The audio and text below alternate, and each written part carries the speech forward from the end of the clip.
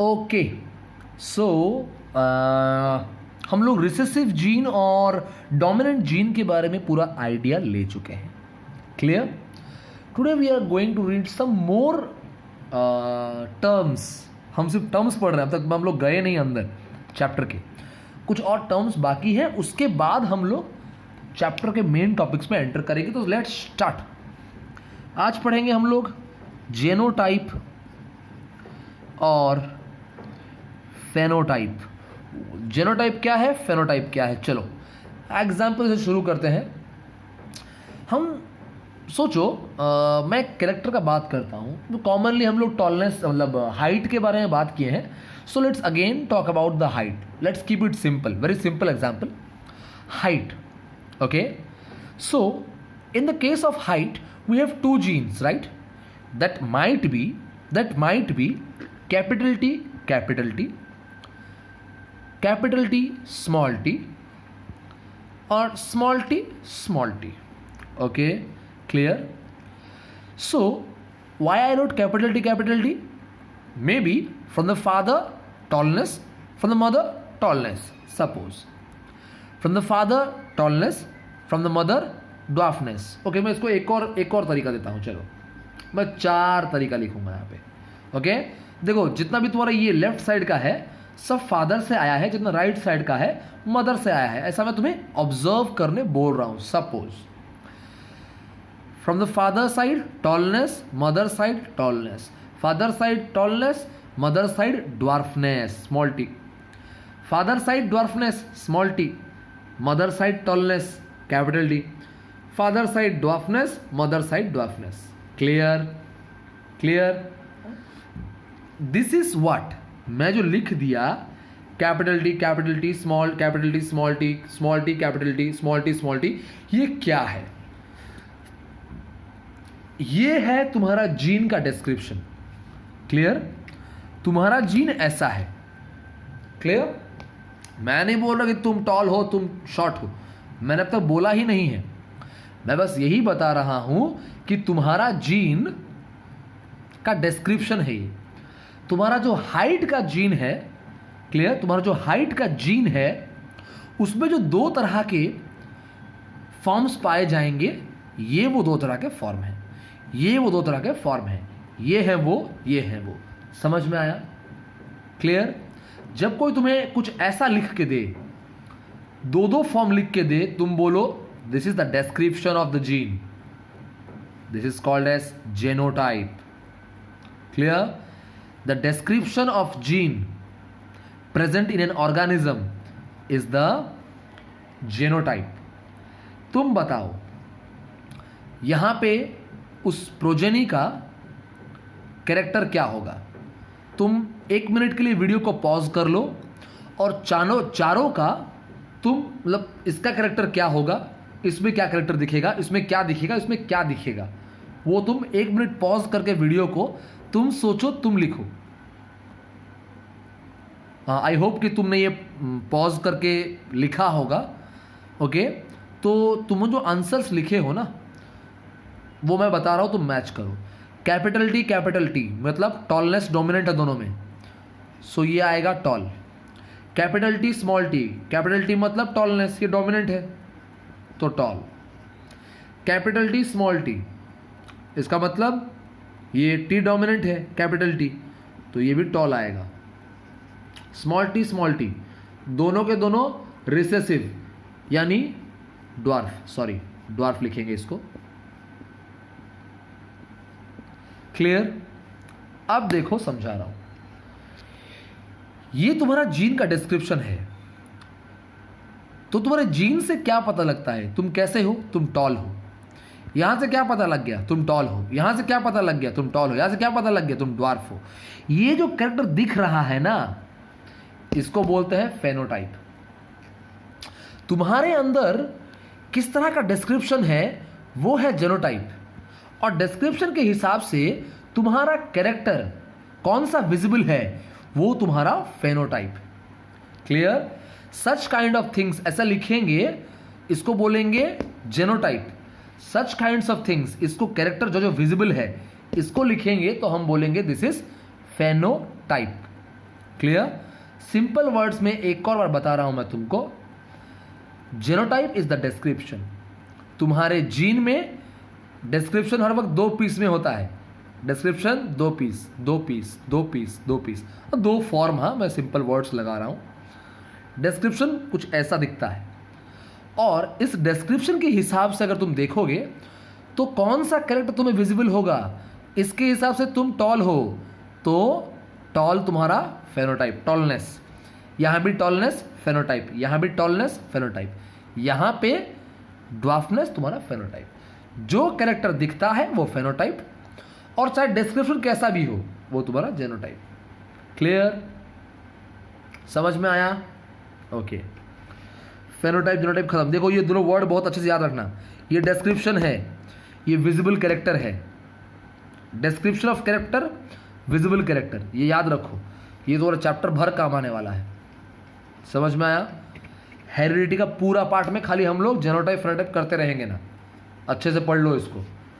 Okay, next आता है F1 generation, F2 generation, ये सब चीज। ओके, सिंपल करता हूं तुम्हारे लिए। चलो, ये है एक पेरेंट,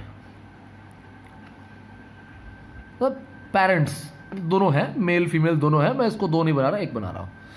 तो इनसे सपोज पैदा हुए ए और बी। क्लियर? अब ए का शादी हुआ किसी से, डॉट दे दिया, बी का भी हुआ किसी से, डॉट दे दिया। क्लियर? तो तुम्हारा सॉरी, ए का फिर सपोज 2 बच्चे, इसके सपोज 2 बच्चे, X Y U V. Suppose मैं ये एग्जाम्पल दिया, इसको हम बोलेंगे पेरेंट जनरेशन। ओके, इसका जो बच्चा है, इसका जो बच्चा है, इसको हम बोलेंगे F1 generation, means first filial generation.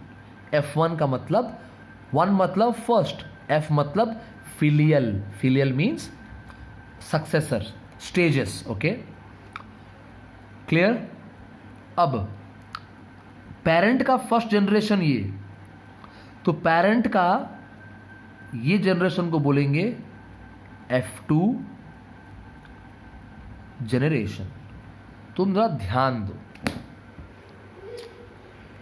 Parent का जो बच्चा है, क्लियर, वो है पेरेंट के लिए F1 जनरेशन। क्लियर? ए और बी F1 जनरेशन है, किसके? P के। X और Y ये दोनों क्या है भाई? मैं तो लिख दिया F2 जनरेशन। किसके हिसाब से F2? पेरेंट के हिसाब से F2। पेरेंट, सन, ग्रैंड सन, पेरेंट के लिए ये ग्रैंड सन, पेरेंट के लिए ये F2 जनरेशन। अगर मैं B के हिसाब से देखूं तो कब होता है F1 जनरेशन? सिंपल मतलब पेरेंट्स क्रॉस हो गए और उनका जो प्रोजेनी है उनके लिए F1। यानी यहां भी तो देखो एक चीज बन रहा है, ये जो बी, अच्छा देखो, तो सिंपल वर्ड्स बता रहा हूं मैं तुमको, मैं अपने नाम से मैं कर लेता हूं।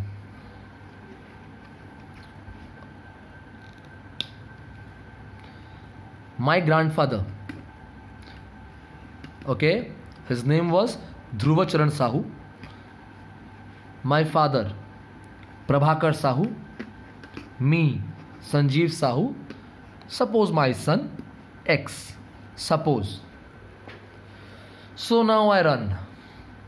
अगर पेरेंट जनरेशन इनको लिए तो इनका F1 जनरेशन ये, इनका F2 जनरेशन ये, इनका F3 जनरेशन ये। क्लियर?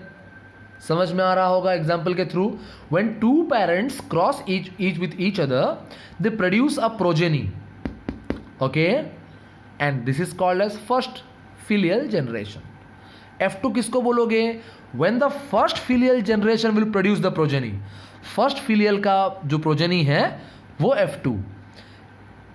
तुम्हारा F2 का जो प्रोजेनी है F3, ये हम किसके हिसाब से बोल रहे हैं? पेरेंट जनरेशन के हिसाब से भैया। अगर मैं इनको पेरेंट ले लूं तो, हाँ, अगर मैं मेरे पापा को पेरेंट ले लूं तो पापा के हिसाब से मैं हूं उनका फर्स्ट जनरेशन, जो नेक्स्ट आएगा वो F2 जनरेशन। अगर मैं अपने आप को पेरेंट ले लूं तो क्या होगा? अगर मैं अपने आप को पेरेंट ले लूंगा तो ये मेरे लिए हो जाएगा F1 जनरेशन। समझ में आ रहा है? रेफरेंस का बात है, मेरे ग्रैंडफादर के हिसाब से मैं जाऊंगा तो F1 जनरेशन मेरे पापा, उनके हिसाब से मैं F2, मेरा बेटा F3। पापा के हिसाब से जाऊंगा तो F1 मैं, F2 मेरा बेटा। अगर मैं अपने आप को पेरेंट जनरेशन में कैलकुलेट कर रहा हूं तो मेरे रेफरेंस पॉइंट से मेरा बेटा मेरा F1, उसका बेटा F2, उसका बेटा F3 मेरे लिए। अगर मेरे बेटे को मैं पेरेंट ले लूंगा तो उसका बेटा उसके लिए F1। क्लियर? मतलब मदर फादर का बेटा F1 और उनका जो ग्रैंड पेरेंट है F2 और उनका ग्रेट ग्रैंड जो भी है वो F3। समझ में आया? बहुत ही सिंपल है। देखो ये बेसिक्स है सब, ये जो पढ़ा रहा हूँ आज का वीडियो में, ये सब कुछ चैप्टर का आधा पार्ट ये लेता है, कंपोज करता है, तो ध्यान से पढ़ो। ओके, सो बेसिक्स खत्म, थोड़ा एंट्री करते हैं चैप्टर के इंपॉर्टेंट टॉपिक्स में। Gregor Johann Mendel, the first scientist to give a systematic study of inheritance. Okay, Gregor Johann Mendel, इन्होंने इनहेरिटेंस का प्रॉपर स्टडी किया और हमको थ्योरी दिया। क्लियर? वो स्टडी किए, जब वो रिसर्च किए, उनका रिसर्च पी प्लांट से हुआ। क्लियर? P plant. क्लियर? वो पी प्लांट को पहले ऑब्जर्व किए, उनका क्रॉस ब्रीडिंग किए और वहां से उनको इनहेरिटेंस यानी हेरिडिटी, कैरेक्टर्स का ट्रांसमिशन के बारे में पता चला। पी प्लांट का तुम्हारा बोटनिकल नेम क्या है? पिसम सैटिवम। क्लियर? पिसम सैटिवम।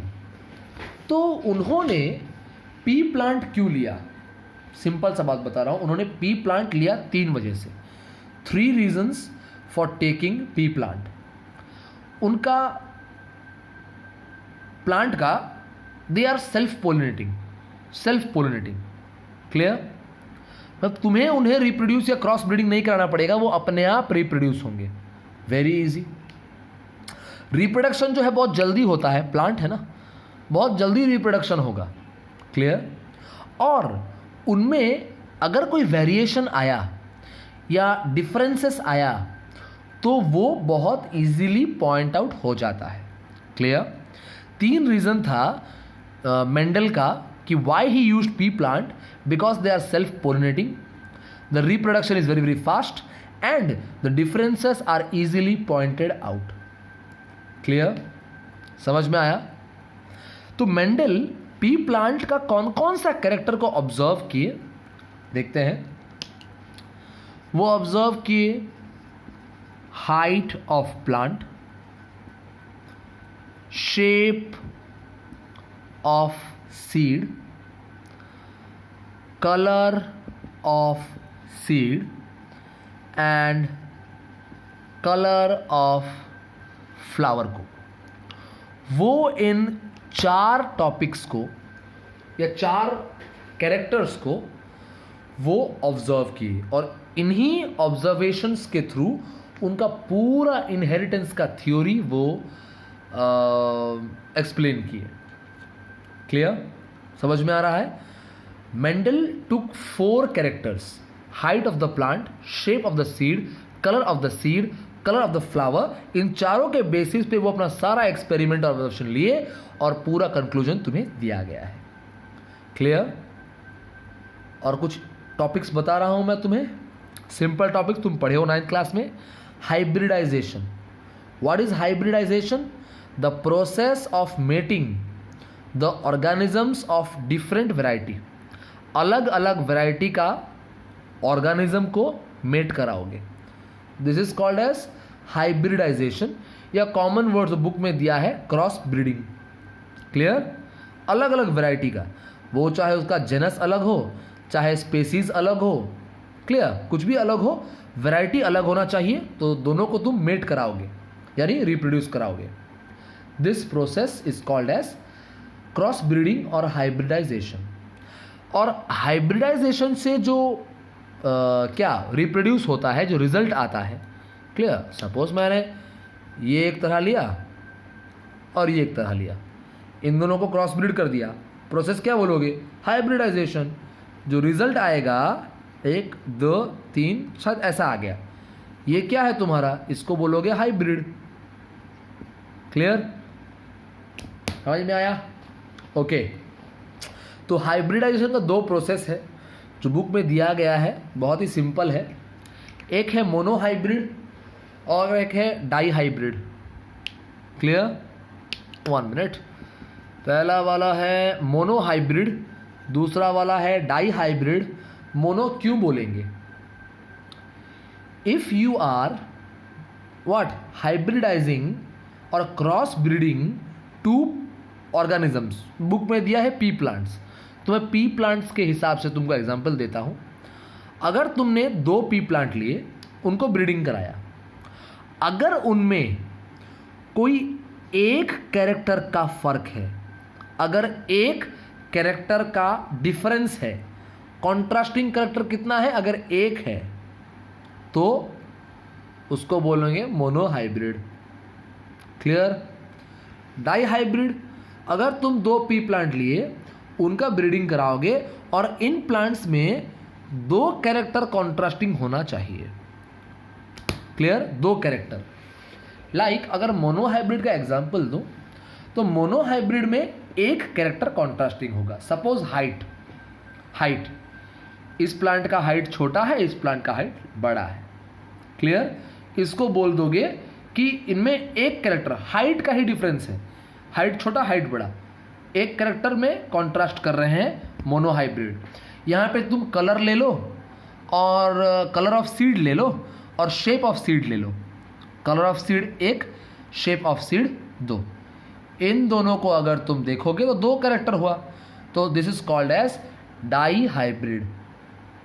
क्लियर? Dihybrid. समझ में आ रहा है? क्लियर? मोनोहाइब्रिड क्या है, डाई हाइब्रिड क्या है, ये बेसिक्स खत्म। कल से वीडियो आएगा वो टोटली कॉन्सेप्चुअल होगा। मोनोहाइब्रिड का प्रोसेस, उसका लॉ, डाई हाइब्रिड का प्रोसेस, उसका लॉ। तो पहले आज और प्रीवियस वीडियो जो भी है इस चैप्टर का देख के पानी करो, क्योंकि ये दोनों अच्छे से पढ़े हो तब जाके आगे समझ में आने वाला है। Clear? Have a good day.